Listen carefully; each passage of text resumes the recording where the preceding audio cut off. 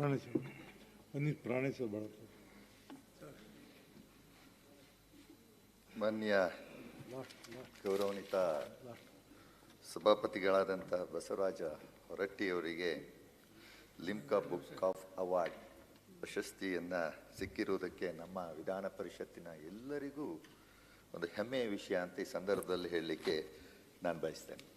ಬಹುಶಃ ಗುರುಬ್ರಹ್ಮ ಗುರು ವಿಷ್ಣು ಗುರುದೇವೋ ಮಹೇಶ್ವರ ಗುರು ಸಾಕ್ಷಾತ್ ಪರಬ್ರಹ್ಮ ತಸ್ಮೈ ಶ್ರೀ ಗುರುವೇ ನಮಃ ಅನ್ನುವಂಥ ಮಾತು ತುಂಬ ನಿಮಗೆ ಅನ್ವಯಿಸ್ತದೆ ಅಂಥೇಳಿ ನಾನು ಭಾವಿಸಿದ್ದೇನೆ. ಒಬ್ಬ ಶಿಕ್ಷಕನಾಗಿ ತಮ್ಮ ಜೀವನವನ್ನು ಪ್ರಾರಂಭ ಮಾಡಿ ಆ ಶಿಕ್ಷಕರಲ್ಲಿ ವಿದ್ಯಾರ್ಥಿಗಳಿಗೆ ಮಾರ್ಗದರ್ಶನ ಮಾಡಿ ನಿಮ್ಮ ಎಲ್ಲ ಭಾಗದ ಜನರಿಗೆ ಪರಿಚಿತರಾಗಿ ತಾವು ವಿಧಾನ ಪರಿಷತ್ತನ್ನು ಪ್ರವೇಶವನ್ನು ಮಾಡಿದ್ರಿ ಅಂತ ನಾನು ತಿಳ್ಕೊಂಡಿದ್ದೇನೆ. ಬಹುಶಃ ಡಾಕ್ಟರ್ ಸರ್ವಪಲ್ಲಿ ರಾಧಾಕೃಷ್ಣರವರು ತಮ್ಮ ದಿನಾಚರಣೆಯನ್ನು ಶಿಕ್ಷಕರ ದಿನಾಚರಣೆಯಾಗಿ ಮಾಡಲಿಕ್ಕೆ ಕಾರಣ ಏನು ಅನ್ನುವಂಥದ್ದನ್ನು ತಿಳ್ಕೊಂಡಂತದಾಗ ನಿಮ್ಮಂತಹ ಶಿಕ್ಷಕರುಗಳು ಈ ಸಮಾಜಕ್ಕೆ ಕೊಟ್ಟಂಥ ಕೊಡುಗೆಗಳನ್ನು ನೆನಪು ಮಾಡಿಕೊಂಡು ಬಹುಶಃ ಶಿಕ್ಷಕರ ದಿನಾಚರಣೆಗಳನ್ನು ಆಚರಿಸುವಂಥದ್ದು ಅಗತ್ಯತೆ ಇದೆ. ಸಾಮಾಜಿಕ ಜೀವನದ ಒಳಗಡೆ, ಸಾರ್ವಜನಿಕ ಜೀವನದ ಒಳಗಡೆ ಸಾಕಷ್ಟು ಮಾರ್ಗದರ್ಶನವನ್ನು ಮಾಡುವಂಥ ವ್ಯಕ್ತಿಗಳಿಗೆ ಆ ದಿನಾಚರಣೆ ಸಲ್ಲತಕ್ಕದ್ದಂತ ಮಾಡಿದಂಥದ್ದು ಇವತ್ತು ನನಗೆ ಖಂಡಿತವಾಗ್ಲೂ ನಿಮಗೆ ಲಿಮ್ಕಾ ಪ್ರಶಸ್ತಿ ದಕ್ಕಿರುವಂಥದ್ದು ಅದಕ್ಕೆ ಒಂದು ಉದಾಹರಣೆ ಅಂತೇಳಿ ನಾನು ಭಾವಿಸಿದ್ದೇನೆ. ಬಹುಶಃ ನನಗೆ ಅನಿಸಿರುವಂಥದ್ದು, ಯಾಕೆಂದರೆ ನಾನು ತುಂಬ ಚಿಕ್ಕವನು, ನಿಮಗೆ ಬಹುಶಃ ಬರೀ ನಿಮ್ಮ ಬಗ್ಗೆ ಕೇಳಿ ತಿಳ್ಕೊಳ್ಳುವಂಥ ಕೆಲಸಗಳೇ ಆಗ್ತಿತ್ತು ರಾಜಕಾರಣದಲ್ಲಿ ಇದ್ದಾಗ. ಬಸವರಾಜ ಹೊರಟ್ಟಿಯವರು ಒಬ್ಬ ಒಳ್ಳೆಯ ವ್ಯಕ್ತಿತ್ವವನ್ನು ಹೊಂದಿರುವಂಥ ಮನುಷ್ಯ. ಅವರು ಹಲವಾರು ಬಾರಿ ವಿಧಾನ ಪರಿಷತ್ತಿನ ಚುನಾವಣೆಗಳಲ್ಲಿ ಗೆದ್ದಿದ್ದಾರೆ, ಸೋಲನ್ನೇ ಕಂಡಿಲ್ಲ ಅನ್ನುವಂತಹ ಮಾತುಗಳು ನಾವುಗಳು ಕೇಳ್ತಾ ಇದ್ವಿ. ಬಹುಶಃ ನಾನು 8ನೇ ವರ್ಷದಲ್ಲಿ ಇವತ್ತು ವಿಧಾನ ಪರಿಷತ್ತನ್ನು ಪ್ರತಿನಿಧಿಸ್ತಾ ಇದ್ದೀನಿ. ಆ ಸಂದರ್ಭಗಳಲ್ಲಿ ಕೆಲವು ನೆನಪುಗಳು ಕೂಡ ನನಗಾಗುತ್ತೆ. ತುಂಬ ಉದ್ವೇಗದಿಂದ ಮಾತನಾಡುವಂಥದ್ದು. ವಿರೋಧ ಪಕ್ಷದಲ್ಲಿದ್ದಂಥ ಸಂದರ್ಭದಲ್ಲಿ 2 ಭಾಗವನ್ನು ನೋಡಿದ್ದಾನೆ, ಆಡಳಿತವನ್ನು ನೋಡಿದ್ದಾನೆ, ವಿರೋಧ ಪಕ್ಷವನ್ನು ನೋಡಿದ್ದಾನೆ. ಆಗ ಒಮ್ಮೆ ಆಡಳಿತ ಪಕ್ಷದಲ್ಲಿದ್ದಂಥ ಸಂದರ್ಭದಲ್ಲಿ ಯಾವುದೋ ಒಂದು ವಿಚಾರದ ಬಗ್ಗೆ ಚರ್ಚೆ ನಡೆಯುವಂಥ ಸಂದರ್ಭದಲ್ಲಿ ಉದ್ವೇಗವಾಗಿ ನಾನು ಒಂದು ಮಾತನ್ನು ಆಡಿದ್ದೆ. ಆ ಸಂದರ್ಭದಲ್ಲಿ ವಿರೋಧ ಪಕ್ಷದಲ್ಲಿರುವಂಥವರು ಅದಕ್ಕೆ ವಿಷಾದವನ್ನು, ಕ್ಷಮೆಯನ್ನು ಕೇಳಬೇಕು ಅನ್ನುವಂಥ ಒತ್ತಡವನ್ನು ಹಾಕಿದಂಥದ್ದು ಕೂಡ ನನಗೆ ನೆನಪಿದೆ. ಆಗ ಇಲ್ಲ, ನಾನು ಯಾವುದೇ ಕಾರಣಕ್ಕೂ ಕೇಳೋದಿಲ್ಲ ಅಂತ. ಆಗ ಅವರು ಕೂಡ ವಿರೋಧ ಪಕ್ಷದಲ್ಲಿ ಬಸವರಾಜ ಹೊರಟ್ಟಿ ಅವರು ಹಿರಿಯವರು ಇದ್ದರು. ಆದರೆ ಪ್ರತಿ ಸಂದರ್ಭದಲ್ಲೂ ಹೊರಗಡೆ ನಾವು ಲಾಂಜಲ್ಲಿ ಕೂತಂಥ ಸಂದರ್ಭದಲ್ಲಿ ಕರೆದು ಹೇಗಿರಬೇಕು ನೀವುಗಳು ವಿಧಾನ ಪರಿಷತ್ನೊಳಗೆ, ಎಂತೆಂಥವರು ವಿಧಾನ ಪರಿಷತ್ನ ಪ್ರತಿನಿಧಿಸಿದ್ದಾರೆ, ಹಾಗಾಗಿ ನೀವುಗಳೂ ಕೂಡ ಈಗ ಯುವಕರಿದ್ದಾಗ ಒಂದು ಉದ್ವೇಗ ಒಳ್ಳೆಯದಲ್ಲ. ಉದ್ವೇಗ ಯಾವತ್ತೂ ಮನುಷ್ಯನನ್ನು ಮೇಲಕ್ಕೆ ತೆಗೆದುಕೊಂಡು ಹೋಗೋದಿಲ್ಲ. ತಾಳ್ಮೆ ಮನುಷ್ಯನನ್ನು ಎತ್ತರಕ್ಕೆ ಏರಿಸುತ್ತೆ. ಉದ್ವೇಗ ನಿಮ್ಮನ್ನು ತುಂಬ ಕೆಳಮಟ್ಟಕ್ಕೆ ತೆಗೆದುಕೊಂಡು ಹೋಗುತ್ತೆ ಅನ್ನುವಂಥ ವಿಚಾರಗಳನ್ನು ನಮ್ಮ ಮುಂದೆ ಇಡ್ತಾ ಇದ್ರು. ಆ ಸಂದರ್ಭದಲ್ಲಿ ನಾನು ಒಪ್ಪಿರಲಿಲ್ಲ. ಆದರೆ ಇಲ್ಲೇ ಕೂತಂತಹ ಬಸವರಾಜ ಹೊರಟ್ಟಿಯವರು ಎದ್ನಿತ್ತು ಒಂದು ಮಾತನ್ನು, ನೋಡಪ್ಪ, ನೀನು ವಿಷಾದವನ್ನು, ಕ್ಷಮೆಯನ್ನು ಕೇಳೋದ್ರಲ್ಲಿ ನೀನು ಸಣ್ಣ ಜನ ಆಗೋದಿಲ್ಲ. ಬಹುಶಃ ಇಂತಹ ವಿಚಾರಗಳನ್ನು ನಾವು ವಿಮರ್ಶೆಯನ್ನು ಮಾಡ್ಕೊಂಡಾಗ, ನಮ್ಮ ಆತ್ಮಸಾಕ್ಷಿಯನ್ನು ಪ್ರಶ್ನೆ ಮಾಡ್ಕೊಂಡಾಗ ನಾವು ಎತ್ತರಕ್ಕೆ ಬೆಳೆಯುವಂಥ ಕೆಲಸ ಆಗುತ್ತೆ, ನೀನು ಕೇಳು ಅಂತ.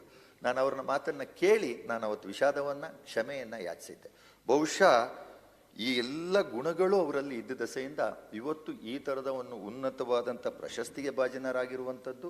ಹಾಗೆ ಅವರು 8 ಬಾರಿ ಸೋಲಿಲ್ಲದ ಸರದಾರನಾಗಿರುವಂಥದ್ದು ಇದೇ ಮೂಲ ಕಾರಣ ಅಂಥೇಳಿ ನಾನು ಭಾವಿಸಿದ್ದೇನೆ. ಹಿಂದೆ ಮಕ್ಕಳುಗಳು ಹಳ್ಳಿ ಶಾಲೆಗಳಿಗೆ ಹೋಗಬೇಕಾದ್ರೆ ಬಹುಶಃ ಅವರು ಆವಾಗಲೇ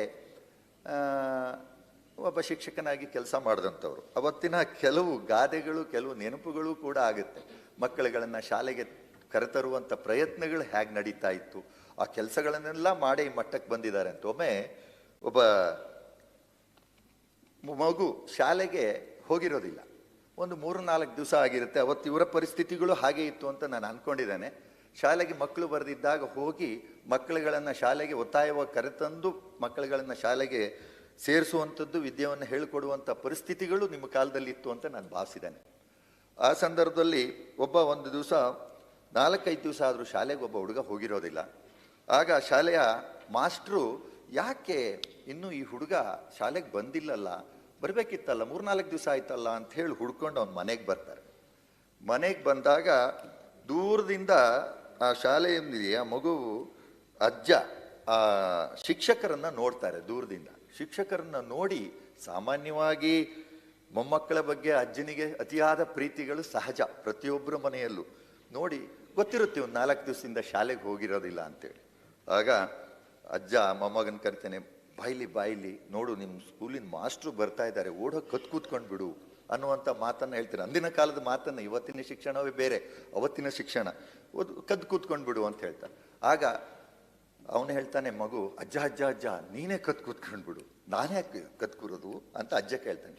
ಅಜ್ಜ ನೀನು ಸತ್ತೋಗಿದೆಯಾ ಅಂತ 4 ದಿವಸ ರಜೆ ತಗೊಂಡು ನಾನು ಮನೇಲಿ ಕೂತಿದ್ದೀನಿ ಅನ್ನುವ ಮಾತನ್ನ ಹೇಳ್ತಾನೆ. ಅಂದ್ರೆ ಅವತ್ತಿನ ಶಿಕ್ಷಣದ ವ್ಯವಸ್ಥೆ ಒಳಗಡೆ ಮಾಸ್ಟ್ರು ಮನೆಗೆ ಹೋಗಿ ಮಕ್ಕಳುಗಳನ್ನ ಕರೆತಂದು ಶಾಲೆಗೆ ಬಲಾತ್ಕಾರವಾಗಿ ಸೇರಿಸಿ ವಿದ್ಯಾಭ್ಯಾಸವನ್ನು ಕೊಡುವಂತ ಕೆಲಸ ಅವತ್ತಿನ ಕಾಲದಿಂದ. ನಾನು ಹೇಳ್ತಾ ಇರೋದು 8 ಇವರು 40-50 ವರ್ಷಗಳ ಹಿಂದೆ ಇವರು ಶಿಕ್ಷಕರಾಗಿ ಕೆಲಸ ಮಾಡಿದಂಥವ್ರು. ಇಂಥ ಮಕ್ಕಳುಗಳನ್ನ ಕರೆತಂದು ಶಾಲೆಗೆ ಕರೆತಂದು ಬಲಾತ್ಕಾರವಾಗಿ ವಿದ್ಯಾಭ್ಯಾಸವನ್ನ ಮಾಡಿಸಿ ಇವತ್ತು ಅವರು ಉನ್ನತ ಹುದ್ದೆಗೆ ಹೋಗಿರ್ಬೋದು.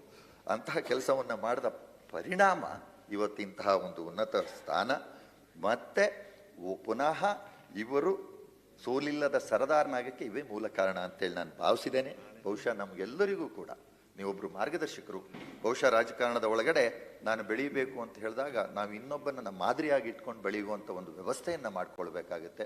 ಆ ಮಾದರಿತನ ಯಾವ ಥರ ಇರಬೇಕು ಅಂದರೆ, ನಿಮ್ಮಂಥವರು ಯಾವ ರೀತಿಯ ರಾಜಕಾರಣವನ್ನು ಮಾಡಿದ್ರಿ, ನೀವು ಯಾವ ರೀತಿಯಲ್ಲಿ ಚುನಾವಣೆಯಲ್ಲಿ ಗೆದ್ರಿ, ಎಲ್ಲರನ್ನ ಹೇಗೆ ವಿಶ್ವಾಸಕ್ಕೆ ತೆಗೆದುಕೊಂಡ್ರಿ ಅನ್ನುವಂಥದ್ದನ್ನು ನಾವು ಗಮನವಿಟ್ಟು ನೋಡಿದಾಗ ನಾವು ಕೂಡ ಈ ರಾಜಕಾರಣದ ಒಳಗಡೆ ಯಶಸ್ವಿಯ ದಾರಿಯನ್ನು ಹಿಡಿಯೋದಕ್ಕೆ ನೀವು ದಾರಿಯನ್ನು ತೋರಿಸಿದಂತಹ ವ್ಯಕ್ತಿತ್ವವನ್ನು ಹೊಂದಿದ್ದೀರಿ. ಆ ವ್ಯಕ್ತಿ ನೀವು ಆಗಿದ್ದೀರಿ. ನಿಮಗೆ ಆ ಭಗವಂತ ಒಳ್ಳೆಯದನ್ನು ಮಾಡಲಿ. ಬಹುಶಃ ಒಳ್ಳೆಯದವರಿಗೆ ಯಾವತ್ತೂ ಒಳ್ಳೆಯದೇ ಆಗುತ್ತೆ, ಯಾವತ್ತು ಕೇಡನ್ನು ಬಯಸುವವನಿಗೆ ಕೇಡೇ ಆಗುತ್ತೆ. ಆ ಒಳ್ಳೆತನ ನಿಮ್ಮಲ್ಲಿದೆ. ಆ ಒಳ್ಳೆತನ ಬೇರೆಯವರಿಗೆ ಒಂದು ದಾರಿ ದೀಪವಾಗಲಿ ಅಂತ ಹೇಳಿ ಈ ಸಂದರ್ಭದಲ್ಲಿ ತಮಗೆ ಹಾರೈಸಿ ಮತ್ತೊಮ್ಮೆ ಲಿಮ್ಕಾ ಬುಕ್ ಆಫ್ ಅವಾರ್ಡ್ ಪ್ರಶಸ್ತಿಗೆ ಭಾಜನರಾಗಿರುವಂಥ ತಮಗೆ ಅಭಿನಂದನೆಗಳನ್ನು ಸಲ್ಲಿಸ್ತೇನೆ. ಧನ್ಯವಾದಗಳು.